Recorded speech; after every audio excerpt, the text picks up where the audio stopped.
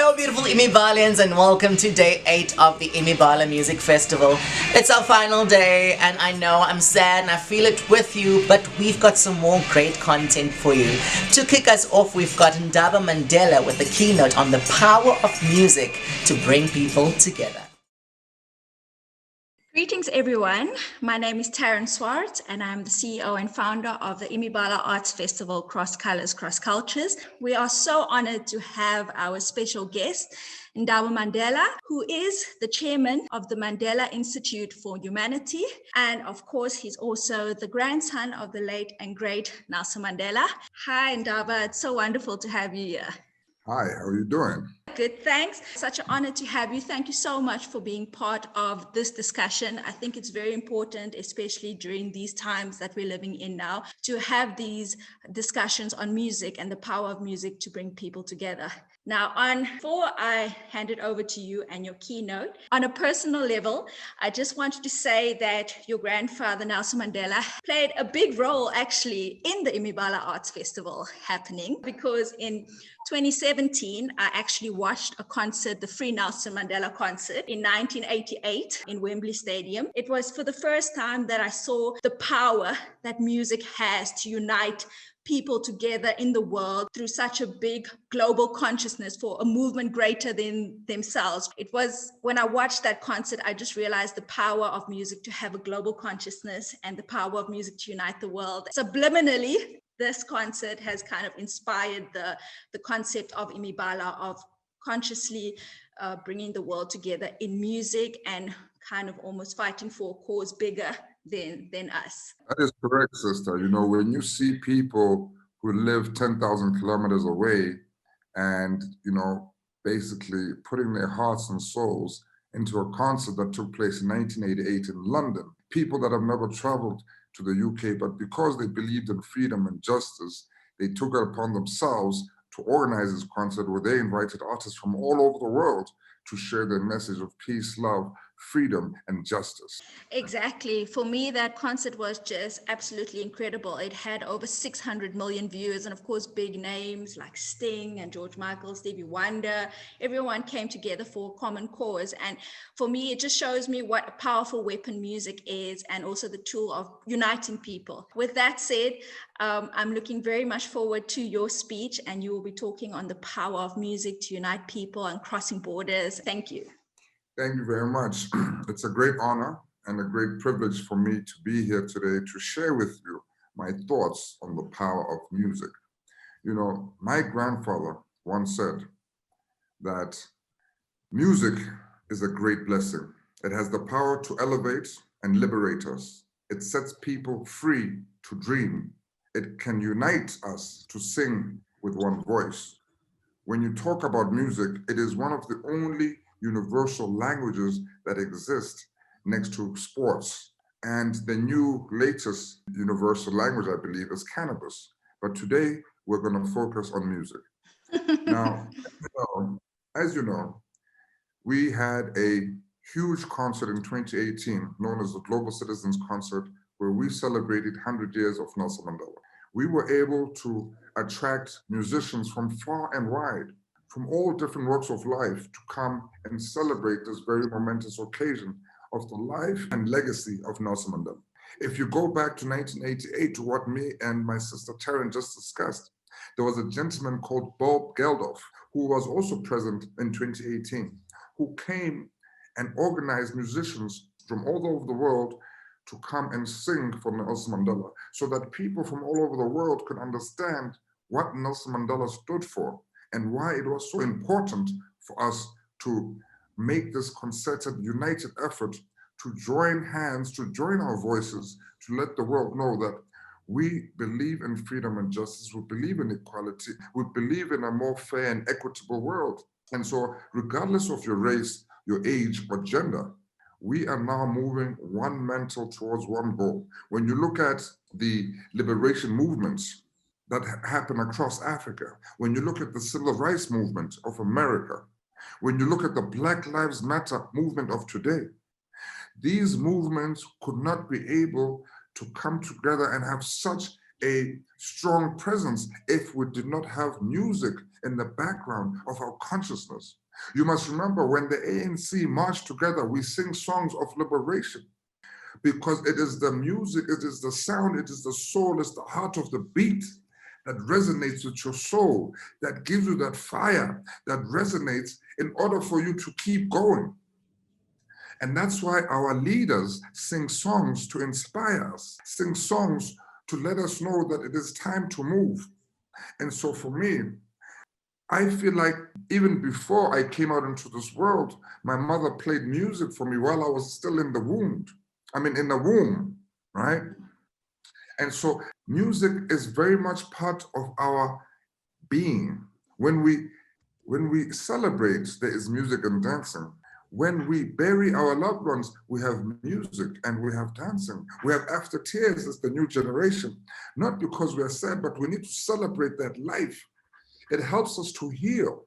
It helps us to think. It helps us to be able to move past those dark days and to hope for a new, better world. But now in this new age, where concerts are no longer allowed, where you can't go anymore to a live show, you can't do karaoke anymore, because sometimes when you sing at the top of your voice, you automatically heal, you automatically feel better from within. But now, because of COVID, we don't have that anymore.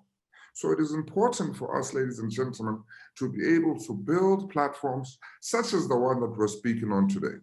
This incredible platform allows people to join in from their homes, from their workplaces, even from their cell phones as they're commuting from point A to point B.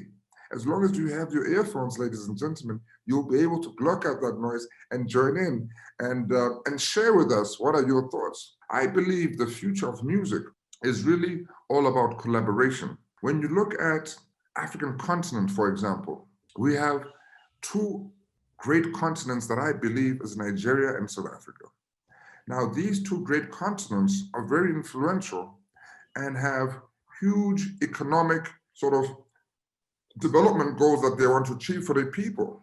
And when you look at Channel O, for example, or even Trace Music, out of the top 10 in Africa, you would usually find there's 4 coming from Nigeria, 4 from South Africa, and 1 or 2 from Kenya or Uganda or Tanzania, right? But you can see that we are dominating on this continent as far as music is concerned. And what gives me great hope is that we have begun to come together culturally. There are many collaborations today, right, between South African and Nigerian artists. But we are at loggerheads as far as coming together diplomatically, politically. Hence, you have these xenophobia attacks. But I believe if we continue following in the line of these musicians who have come across foreign land, the borders of South Africa and Nigeria and everywhere in between to collaborate because of the spirit of music. It's a universal language. You don't have to be able to speak the same language to move to the beat, right? Once that beat touches your heart, it touches your soul. And it doesn't matter how old or young you are, we all come together for that particular moment to celebrate, to mourn, to cry, to be inspired. So for me, musicians, people who are in the music industry understand how powerful it is. But now we need to create more digital platforms for young people to come together so they can co-create, collaborate, and continue to sending a message of hope, peace, love, freedom, and justice. For me, this is one of the pinnacle of African existence is through our music. The way we sing, the way we dance, the way we move, the way the spirit takes over your consciousness is through the music. When I saw your single, Taryn, that you sent me the other day, I felt goosebumps on my skin, right? Because you're reminding me of the great battle that we have gone through as South Africans to liberate this country and to achieve our freedom and justice. To remind us about this great leader that we once had called Nelson Mandela, who believed in love and justice and freedom so much that he gave up his own family. He gave up his own life for the achievement of this great idea.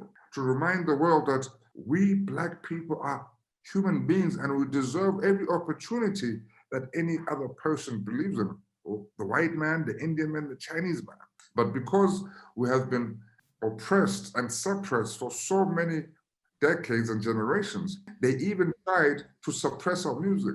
Now, why would people try to suppress our music? That shows clearly that music has a strong sense of inspiring people, right? Of lifting their spirits to such a way that they become freedom fighters. They can give up and put everything on the table just because they believe in a certain idea. So we now have to try and use the virtual world and our digital tools to connect young people, because there are many young people out there who live in rural areas, who live in the township areas, who cannot afford to be able to come on these platforms. And so it is our responsibility to create such platforms, but also to enable them, to give them the tools so they can be part of the conversation. In other words, I would love to see, the community centers that exist in rural areas, in township areas, to be part of this conversation, inspire young people to continue to have hope, to dream of creating a better world. And that, for me, is the powerful thing that music has. If you listen to Busta Rhymes, you want to go and fight. If you listen to John Legend, you think about your lovers or your lover, right? When you think about Lauryn Hill, you get into your subconscious mind, right? When you think about Bob Marley, you talk about slavery and emancipating of your mind. Depending on the kind of music that you are, it can put you in that kind of mood. I believe young people today share so much more in common than the differences. And music reminds us of the similarities that we have as humanity. And so I am very happy and proud to be part of this platform so I can share my little 5 cents about the importance of music.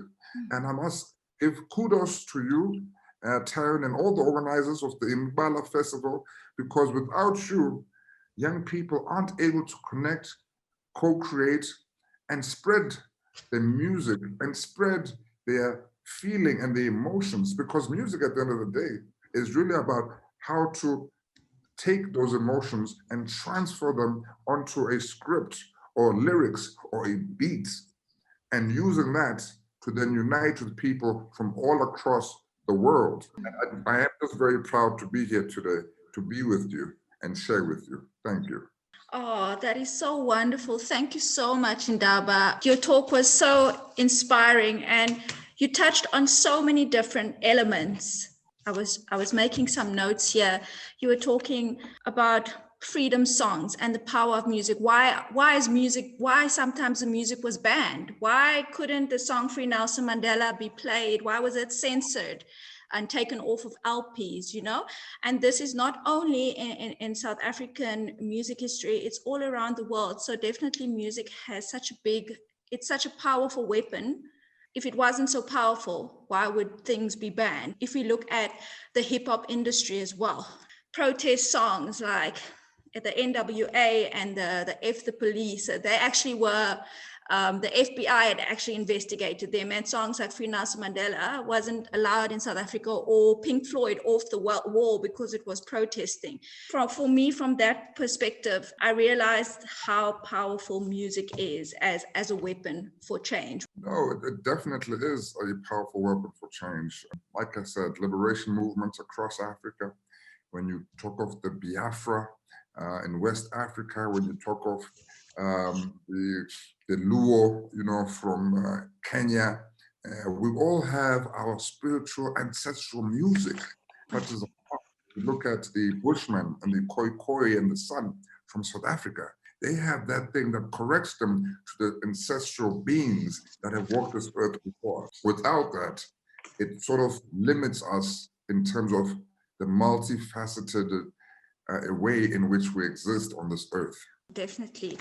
And a few of the other things that you had mentioned was the power of music for healing and co-creating and connecting with others. I mean, especially during this time that we are living in now with the global pandemic and the similarities that we share. I think we've all realized the extent to which the power of music can heal, especially during this time of pandemic. I agree with that very much. I'll give you a very simple example. Sometimes when you go to a spa, there's certain kind of music that they play that keeps you in a very, sort of calm mode, spiritual mode, where you're able to get in touch with your feelings and actually read your feelings while you're getting your massage. And after your massage, they sort of leave you in that room, with that soft music playing in the background, right? Where it enables you to reflect, it enables you to reminisce. There's certain notes, there's certain key words in the music that will take you back to a moment and you'll remember it like it was yesterday. Music really, for me, is very therapeutic in the way that is used. And an example of that is when you go to a spa. Think about the next time when you go for a massage. Take note of the music that they're playing in the background. Take note of all the sounds, right? You'll hear that there'll be water, like a waterfall sort of, how therapeutic and calming that is. And sometimes when you infuse that into your music, you get that sense of feeling of calmness. So music heals in so many ways that we are not even conscious of, but it really goes to the subconscious. True. And it heals not just your physical wounds, but your spirit as well. That is so true. And I'm just thinking of your late grandfather, Nelson Mandela.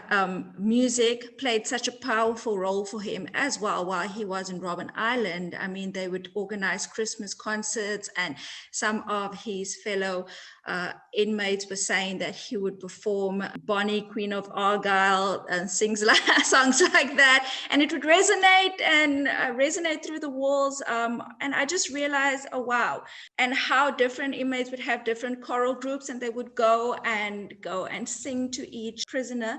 And I just thought, wow, that is such a beautiful concept of using the gift of music to heal and to help people in such difficult circumstances. I mean, being imprisoned for so long on under harsh conditions in cold climate, and to be able to use the power of song, And I also read that the different prisoners sang songs from their different ethnic groups, their cultural groups.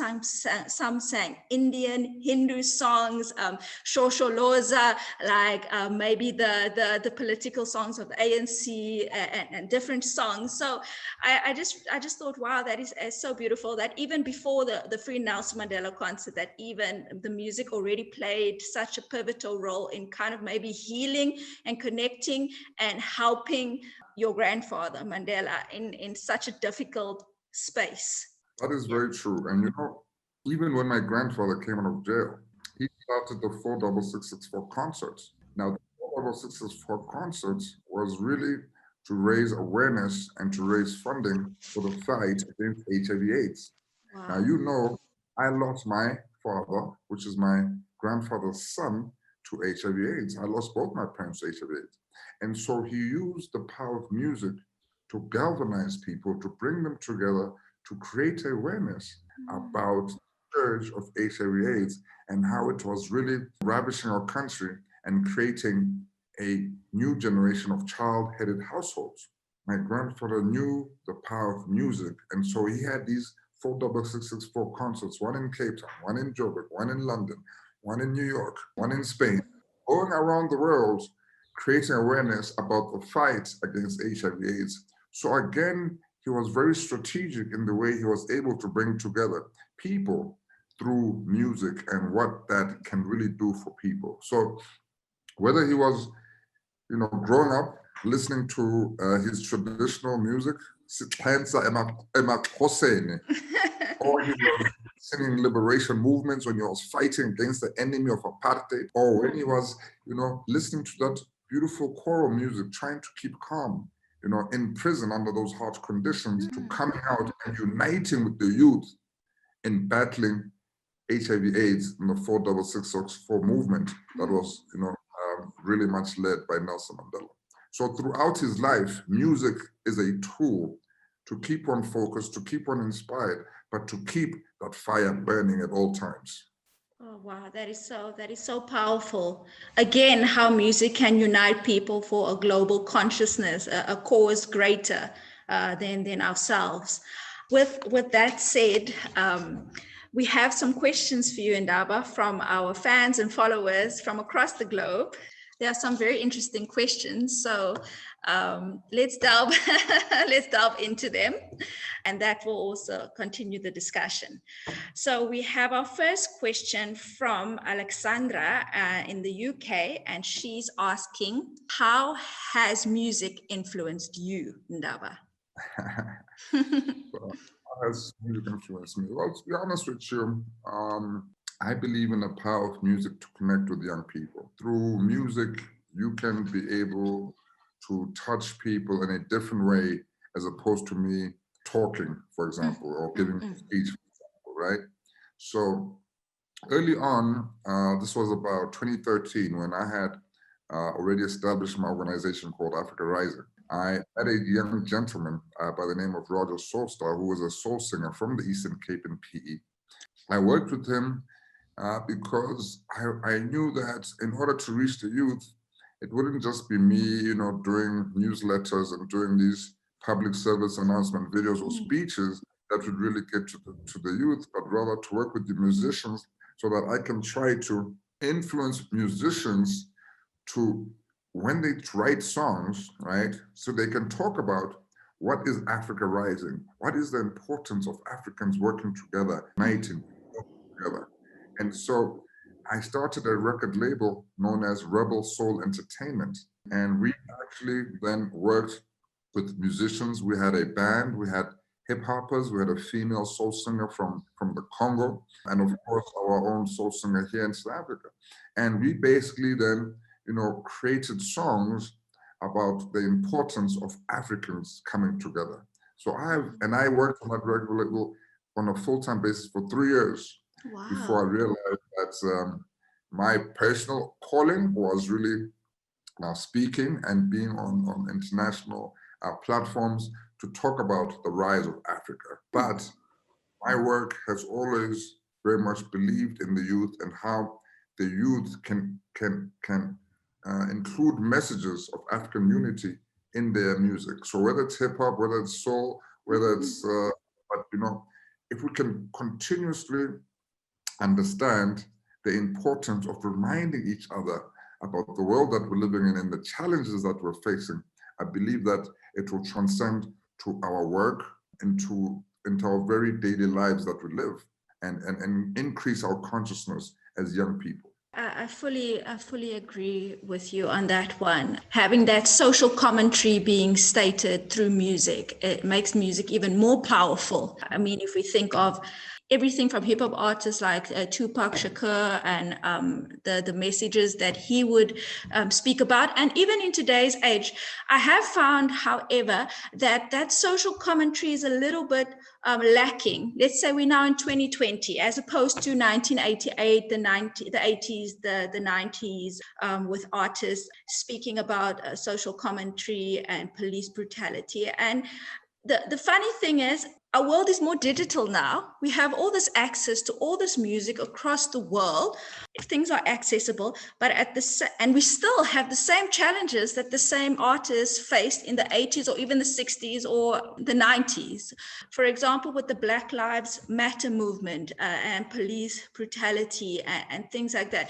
So it's very interesting for me that in today's day and age, like, hip hop started as this consciousness movement, and yet through, I don't know, is it commercialization or people not wanting to go against the status quo? And I think it is a pity because music is so powerful. I mean, we could see from everything, the exiled artists, Maria Makeba, Yuma Sakela, or the Free Nelson Mandela concert, or NWA, or the Tupac, for example, speaking about important issues. And today, we would have a few artists, let's say Anderson .Paak with his single Lockdown or Whale, that are speaking about these issues and creating consciousness. And I just wish we would have more artists. Could you comment on that? What do you think is the difference? I mean, we're still facing the same challenges. I mean, the Black Lives Matter movement only showcases that even in 2020, we still have the challenges of race, of oppression, of race oppression. And these issues came from the 20s, the 60s, the 80s, the 90s, and now we're still facing those challenges. Well, I mean, obviously, with the growth and popularity of any music, whether it's hip hop, whether it's pop, whether it's dance or Afro beats, as they call it, they will be the brands, corporates trying to use that music because they understand and they see how powerful it is in terms of connecting to youth to try and obviously get their own messages across.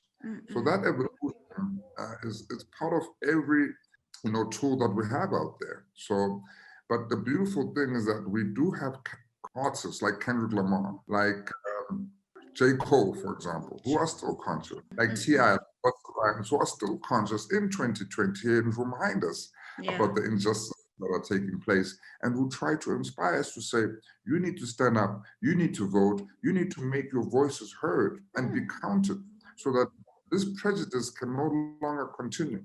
How long are we going to continue fighting prejudice? I mean, it's been 500 years since slavery, marginalization of Black people, and the lack of rights and human rights. I can't own property. I can't be a lawyer. I can only be a clerk. I can't be a doctor. I can only be a nurse. But we are going to continue fighting these things because we have been fighting them for 500 years, and we will continue to fight them for another 500 years if needs be. I believe that we are almost at the tail end of this vicious battle. I think the old white club have realized that they are no longer going to be the majority in 2050. In 2050, the white man in America will cease to exist as a dominant being on the continent of America. And so they are doing everything they can in their power to try and not let go of those old ways of thinking, of doing things. When you look at the Black Lives Matter movement, it was not a movement of just Black people. Majority of people who were participants and marching in those movements, even in America, were white people. And then when you look at how it has spread across 18 countries outside of America, again, you realize that the people who are marching was not majority Black people, it was majority whites, because humanity has realized that injustice anywhere is injustice everywhere. And so as long as you believe in freedom and justice and equality, you have the right to not turn the other cheek, to not look the other way, and to correct your people at home, where your workplace, when you hear a comment that is prejudicial to another man, you have the responsibility to put that man in his place. We shall not keep quiet anymore, ladies and gentlemen. It is up to every single one of us to make sure we do our part, to make sure this prejudice life that we've been living and experience ends, so that our children can live a better world and fight other challenges that we have not yet thought about. That is so true. This generation has the responsibility now, just like the previous generation had the responsibility, to leave the world in a better place for the next generation. And definitely music holds that big power. Speaking of that, we have a question from Alicia, and she's from Madrid. She's actually a psychologist/musician. I'm just going to read her question in Spanish because she sent it in Spanish, then I'll translate it. El mundo musical tiene las fronteras abiertas. Esta podría ser una gran oportunidad para el intercambio cultural y el mestizaje. Sin embargo, en las radios de medio planeta se escuchan los mismos hits. ¿Crees que en la industria musical el folclore está en riesgo? ¿Existe una conquista apropiación cultural disfrazada de intercambio? ¿Qué factores hacen que la cultura musical de un país sea hegemónica y cómo podemos mantener y compartir la propia? ¿Qué implicaciones tiene? So that is from Alicia in Madrid.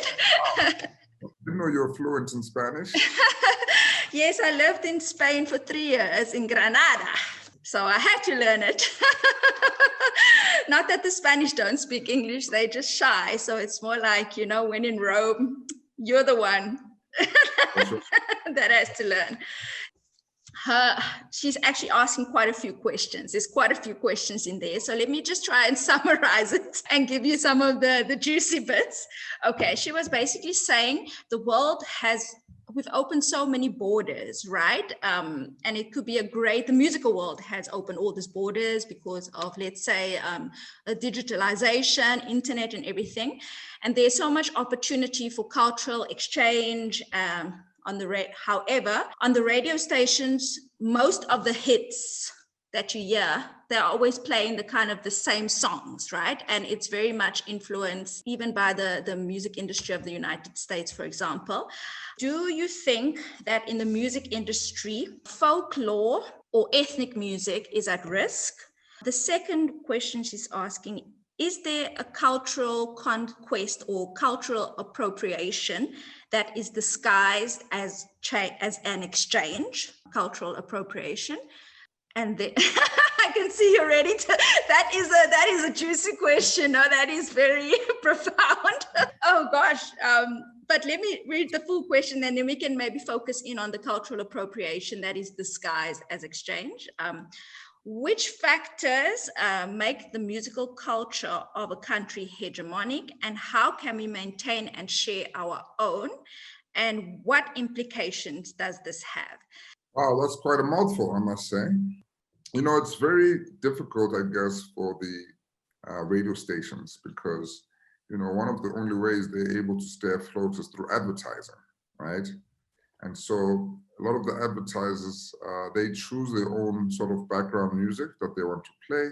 And most of the time they want to go with popular music because they're trying to reach a wide net of listeners on that particular radio platform. Of course, your corporates are very much powerful. But now, in this day and age, when you have record labels, Universal, Sony, they have new artists that they have to try and make sure that the sales are up, even though the sales are down, or people book them for their shows. So it's very difficult.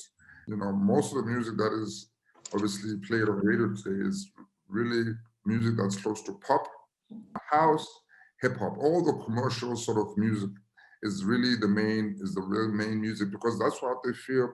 They can catch a wide net of different listeners that are tuned in at any given time. So that's one of the challenges that radio stations have. Of course, these radio stations, they pay disc jockeys and different DJs and presenters and hosts of these shows to make sure that their music is at the forefront. So unfortunately, corruption does not only happen, ladies and gentlemen, in Parliament, but it happens all around us, in different industries all the time. So people are, very pushing their own agenda, basically. As far as ethnic music is concerned, I will not agree with this because when you look at the movement of Afrobeat, now Afrobeat 5 years ago was ethnic music, but today Afrobeat is being played even on Hot 97 on a New York radio station. Popular Nigerian African music, which was ethnic music 5 years ago, is now mainstream Afrobeat music. I don't think that maybe there are some certain music which is not being portrayed, but it's up to us, right, to push our radio stations to play the music that we want because we are the listeners at the end of the day. So we also have a responsibility. We also have a part to play. We can't just say, oh no, the music people are playing only this kind of music. There's nothing we can do. Of course, there's something you can do. Now you have collaborations between Wizkid and Drake. You have collaborations between Popcorn and Davido, between Mafigi Zolo and Nigerian artists. So I don't think ethnic music is actually going down. I think ethnic music is actually growing. If you look at the top 10, there was no African top 10 5 years ago on Trace Music, or even on Channel O, there was no top 10 years ago, right? But today, they all have their top 10 Africa or top 10 South African music, right? So I think as African music, it is growing in leaps and bounds as far as I'm concerned. What I've seen in my personal experience, the cultural appropriation comes in when there are the corporates and when there is brands, right? Your Adidas, your Puma, they know that their audience are majority young and therefore listen to hip hop rap music. And a lot of time you'll see, their adverts being done through rap, through Kwaito, right? We have seen many adverts. Even McDonald's has used rap in the adverts, right? To advertise the Big Mac or whatever new product they're coming out. Fortunately, this is not going to stop. This is going to continue into the foreseeable future because they understand the power of music, right? But I think it is up to us to make sure that we play our part and have a say in what and how and when they use our ethnic music. It's up to them. We also have a voice. That is so true. And for me, when she was talking about the cultural appropriation, for me, it actually kind of brings up a little bit the Paul Simon collaboration with Ladysmith Black Mambazo on the Graceland album. I think it was 1985, somewhere there. What are your thoughts on that? My thoughts on that, to be honest with you, I thought Paul Simon was a visionary, was able to collaborate with the music and bring it to the world stage. Without Paul Simon, Black Mambazo would have only maybe been discovered 5 years later. But Paul Simon brought them to the world stage in that very moment. You know what I mean? So for me, that is not cultural appropriation. For me, he felt a certain resonance, touched his soul with that music, and he decided that he wants the world to hear this music, that the world needs to hear this music. True. And so for me, that was a great opportunity, great vision from Paul Simon. And that album is such a beautiful album. It did get a lot of criticism though, because some people were thinking it was more of a political album, but Paul Simon actually stated in a lot of his interviews that that was not the case. He wanted to explore. He wasn't coming in the context of politics, even though it was during a time when there was kind of a lot of things were rampant in South Africa in 1985.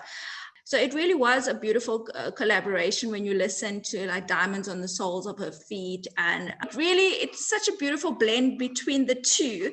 And there's always this debate when I read up on it, people always thinking that it's cultural appropriation and people, one dominating the other. In my opinion, I felt that it was a beautiful fusion between the two of highlighting the different styles and fusing them together and creating this bond. And yeah, he did so many concerts in Zimbabwe and everything also to kind of raise awareness against apartheid. So it really was a beautiful thing. I feel like with the question of cultural appropriation, I suppose there would always be criticism, because there is a lot of domination and oppression still happening. For example, there's an artist in Spain called Rosalia who's taking a few things from the gitanas, the flamenco, the traditional flamenco. And there's a lot of criticism from the flamenco community because she's not a gypsy, like a traditional gypsy, and yet she's fusing those kinds of elements. So I think we have to be conscious about the fact that there is still some domination. Certain countries want. But would Black Mambazo won a Grammy Award if Paul Simon did not bring them to the world stage? You never know. There's a negative side. There's also a positive side. True. Also a positive side.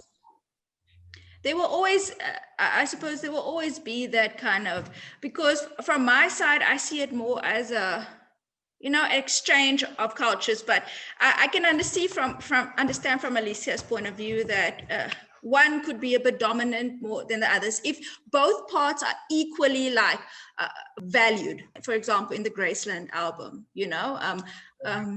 homeless. Yes. I've talked to some artists right now. When you talk about the cultural domination of the West, right? And the whole thing of when you're collaborating with these overseas artists who are huge, right? Mhm. Do you, an African artist, want it to be your song featuring Rihanna, or would you rather feature on Rihanna's song? And you know what majority of the African artists have said? They What? say they would rather feature on Rihanna's song because when you are featuring on Rihanna's song, when they search Rihanna, your name might come up, but they may never search you, right? Because they don't Wow. know you. They Oh, wow. discover you through the big artists. And Wizkid has been featured on Drake album. Majority of people overseas don't know Wizkid, so they won't search Wizkid in order to find Drake. They'll Drake. search Drake and discover Wizkid. That You is so understand what I'm true.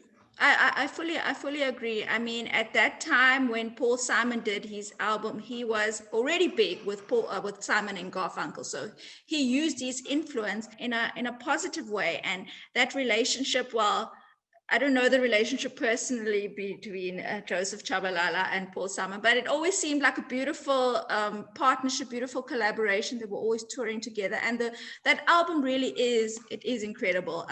I've even done it with some of in my own teaching the girls on that topic. Okay, next question. This one is from Zandile. She's from Joburg.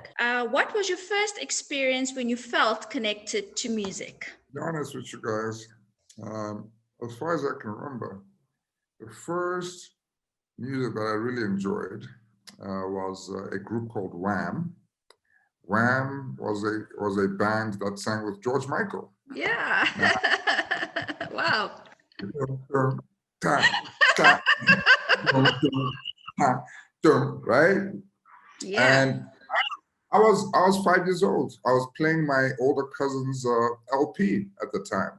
I didn't even know George Michael. I just heard a very funky sound, and I loved the sound. And I Mm. danced. I used to play air guitar to the sound.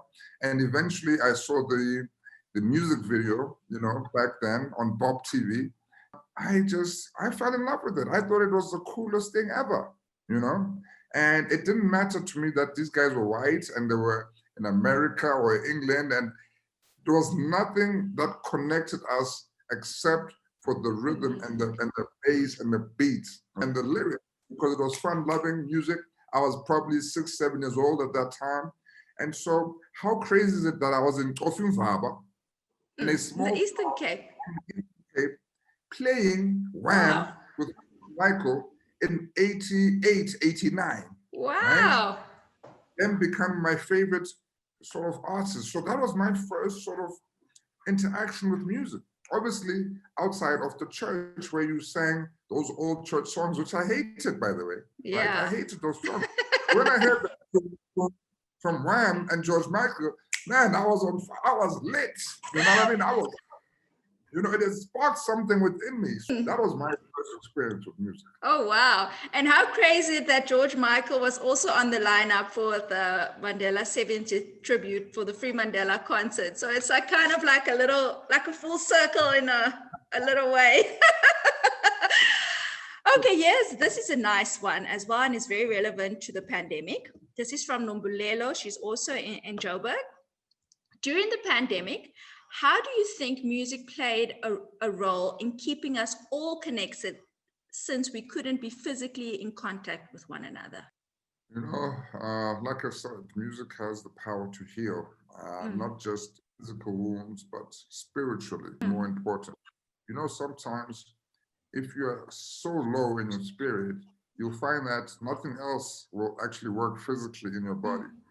If your spirit is not strong and is commanding its own presence and is commanding its own resonance and how to move future, you find it very difficult to actually be in a great space physically. Spirits can actually harm your physical body. And so for me, during COVID, of course, I was in quarantine and I couldn't actually meet anybody, but music carried me through the day. I'm that kind of person who wakes up in the morning and plays something to wake me up. Is it Buju Banton? Is it Busta Rhymes? Is it the latest Burna Boy album? For me, it's very much part of my soul. I even hosted Instagram sessions where I would talk about COVID, and after COVID, I would have a little playlist, right?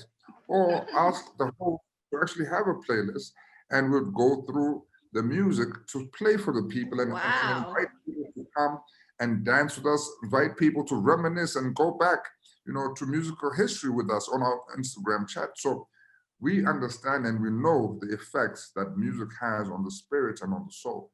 That is so wonderful. Definitely, music has been our saving grace. I mean, it's been my, okay, I'm a musician, so it is my saving, but I've noticed every streaming services are up. So many people have just used music to heal the world, like, no, not to quote now Michael Jackson, but truly that is exactly what um, what music has done during this time. Then we have a question from Kayla in the Eastern Cape, and she asks, this is something different. What advice would you give to young South African and African artists on advertising their brand to the world? Well, that is a difficult one, but musicians are creatives. And so I would say use those creative juices, find ways to collaborate with people outside your normal circle, outside your country, people in Spain, right? Here we are today on the Imibala Music Festival, right? Where we can actually connect with people from all walks of life, from Spain, from Germany, from Ukraine, East Europe, South America, right? These are the platforms that we have to use to be in touch with people from different walks of life who can show us how they are doing things on their side, right? Of course, unfortunately, brands only focus on established artists. As upcoming artists are concerned, it is these platforms that we're on right now that will actually give us the advantage of being able to reach new audiences. So we have to find ways to reach new audiences, to find new ears, right? For people to be able to listen and digest our music. I think that is one of the biggest challenges that new artists have out there, is to continuously find new ways for people to actually consume our music, and new areas and regions for us to be able to have our music for people to enjoy and to engage with. I fully agree with you on that one. And I think when I read that question, I can see that perspective of sometimes there's all this, we listen to a lot of music from the United States. We're very much influenced by the commercialization of music. If you're an African or South African artist and maybe you're doing something that is maybe more uniquely African or ethnic or something like that, just in terms of advertising your brand, would have to have its own identity. And see, it can be difficult for artists because they kind of maybe feel a little pressure to conform to what the brands or the big companies would want you to. Whereas when you also need to have your own identity and say, hey, I'm from Africa. This is my aesthetic. This is what I'm about. What are your thoughts on that? Yes, you need to bring something new to the table. Yes, you can, go. Why are the Nigerians so successful in having collaborated with American musicians as compared to South African musicians? That is because Nigerians have their own special type of Afro beat, True. where they are speaking their own language. They're rhyming in their own formats, where South Africans tend to conform more to the American style versus Casper Nyovest. And then you look at a Davido versus a Kiss Daniel, for example. Those guys are rapping in their own language. They're not rapping in English. They use English here and there. But even the style of music is not really commercial to the Western ears. What those affluent or established musicians in the Western world are attracted to. You gotta bring something new and different to the table. Being able to differentiate yourself, you're giving yourself much more value than sounding like somebody else. That is so true. And the world, when it comes to the music industry, the world appreciates authenticity. Like, you're not trying to be somebody else. If you think of the biggest names in this world, they've established that this is who I am. and you take, you know what I mean? And especially when it comes to music. And I think we've got so much great music in South Africa, and Africa, the whole continent, we're such a multicultural continent, and we've got so much fresh, exciting things to bring to the table. And I feel like there needs to be, I suppose, even more of a pride that we need to take. I mean, Africa is the future. I think we can agree on that. It is the past, the present, and the future, my dear. The past, the present, and the future. That's true. The birthplace of humanity. So, I mean, I think that also comes with the breaking of the structural walls, the barriers, and domination that have come. So much beautiful music comes from Africa, and yet half of the time many people are trying to conform. It's fine to be influenced by different musicians. I mean, art is art. I will be influenced by Andrew Bird from the United States, or another artist, even though I'm a South African artist. But also to be proud of the heritage and what it is that your roots, your heritage, your musical culture. I mean, we all come from a specific musical culture, and I think it's important to mention that to the artists, the youth that listen, that are tuning into us, that it's fine to break those walls and be proud of what it is and where you come from and your roots, and express that in the music that you do. You don't necessarily have to conform to any other styles. Yeah, that is 100% true. And let us not forget that our brothers and sisters across the pond, they are African, and they are doing it because we have so much talent from this continent. We can go back to James Brown. We can go back to Michael Jackson. We can go to Aretha Franklin. We can go to the biggest, most influential musician history of music has ever made. And guess what? Majority of those people are Black people from the continent of Africa. That is so true. And I mean, I think this whole, before I go on to the final question, Ndaba, I feel like this whole pandemic has actually shown the importance of music to the world, and music needs to be valued so much more because artists are struggling. And this is one of the discussions that we are having on the panels, on the Imibala panels during this week of the Imibala festival, is that artists are struggling. There are funding schemes that have been created, but a lot of funding is not being given to artists because the music industry happens differently. There is the formal sector and there's the informal sector, for example. A lot of artists you will find in the townships playing in shebeens, and that is their income, that's their bread and butter, but it is not necessarily documented. It's not necessarily that they are registered. This is so-and-so living in Kufumba, and you know what I mean? And I feel like, especially globally, whether it's the UK, they also had a scheme, like the whole world, corporates and everything. I mean, the music industry is a $5 billion industry. I mean, if artists create jobs for other people, I mean, you don't just book an artist, you get all the technicians, you get the sound, the video, the lighting, marketing, everything. If the artists are out of the picture, then all those other jobs are disappearing. You are 100% correct, but I think we need to pivot. We need to challenge ourselves to say, how can we continue building platforms like this to give artists an opportunity to then showcase their art and their skill and their talent? So the challenge I will leave you with, Taryn, my good friend, and when I leave you with a challenge, I'm not saying that I'm not going to be part of that challenge. I'm very much happy to work with you for us to come up with a solution to this challenge of artists not having work nowadays. How about we create a platform as Imibala Music Festival and collaborate with, because I see that you have links in Spain, right? How about create a cross-cultural platform where once a month or once every 2 months, we showcase musicians from these two great different territories, for example, right?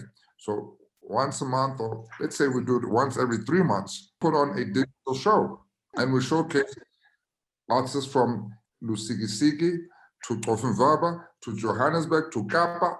And then in the same region, we collaborate with our brothers and sisters in Spain, where they show us their cultural music, but also their more popular music that they're able to access at the same time. And I think through these, we'll be able to make our governments understand the importance of continuing to support the talent on the ground. I would absolutely down for that, Ndaba. I mean, this is what Imibala is about. I mean, our aim is not just to have it once a year. We really want to have partnerships and collaboration and have a big voice, a big discussion. I mean, artists in South Africa are struggling, but artists in Spain are struggling as well. They've got this group called Mute it's like they kind of saying that arts can be altruistic. Everybody has benefited from free concerts, free streamings, free things, right? Even though their livelihoods have been taken away, no gigs, no festivals, nothing is happening because of the COVID pandemic. In the UK, it's the same. And I feel like the world needs to recognize how important this industry is. And artists can't just live altruistically giving without receiving. So definitely, I would definitely be down. And there's no reason why we should not pay to watch artists on pay-per-view, on our screens at home. We should pay. We should pay the tickets to watch these musicians, 100%. Exactly. I mean, gone are the days where you try to get artists for free because of this cause and that cause. No matter what cause it is, ladies and gentlemen, let us give artists the respect that they deserve by raising the money they need in order for them to pay for their livelihood.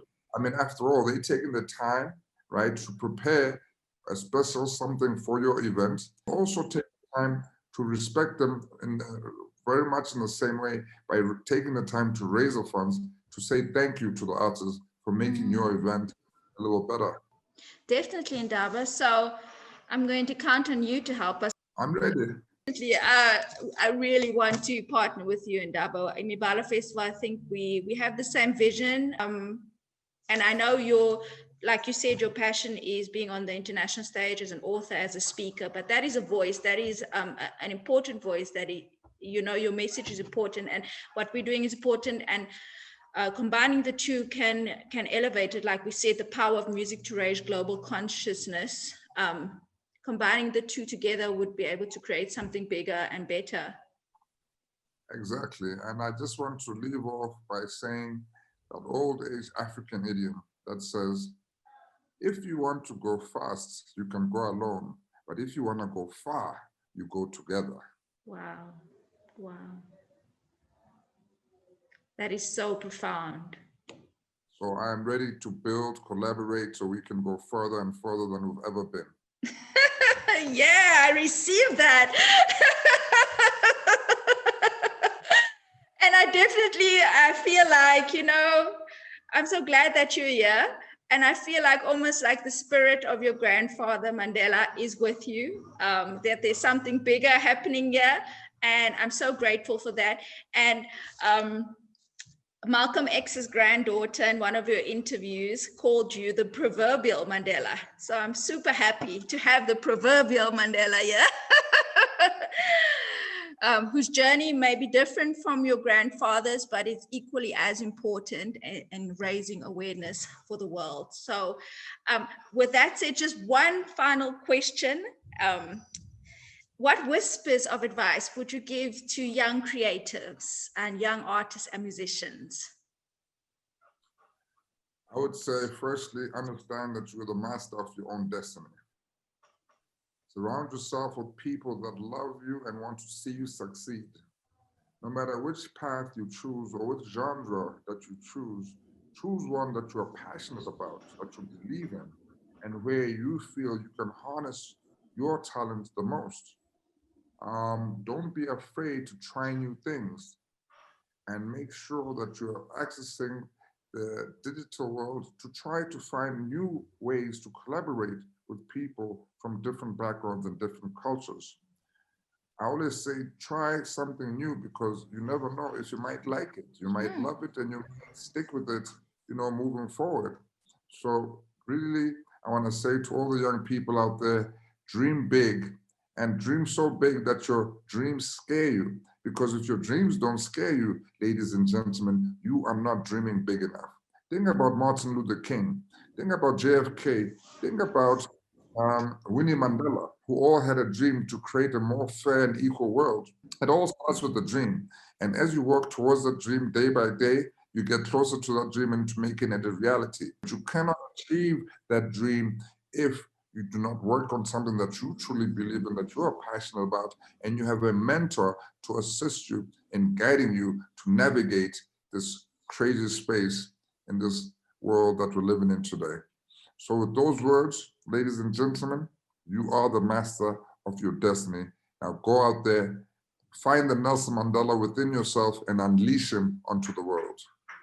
Oh, wow. Oh my gosh. I feel like that deserves a round of applause. Thank you so much, Ndaba. It was such an honor to spend this time with you and to talk on a topic that is that's so personal and passionate to me and to our Imibala audiences. And I'm so grateful for it. Thank you so much.